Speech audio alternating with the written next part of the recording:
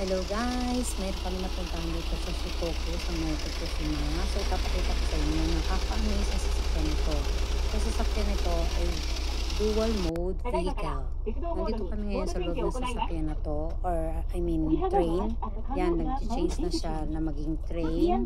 So yan na guys.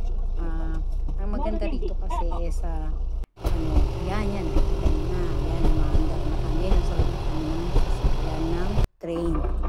Nakakagulo, diba? Nakakalito. So, ito na, nag-change na siya ng bus mode. Yan, nagiging bus na siya. Guys.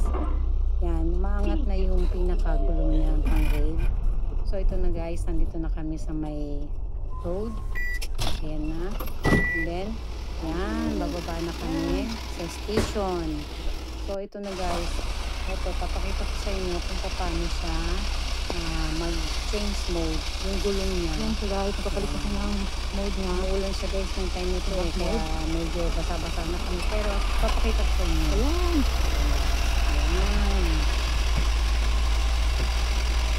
Ano? Ba't na siya? Ayan.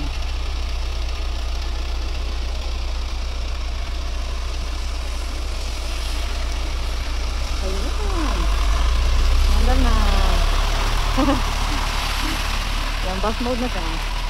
Yun. Yan, bus mode na. Galing. Yan, dito siya kanina dumaan guys. Yan, sa rail na yan. Nung siya ay train mode pa lang.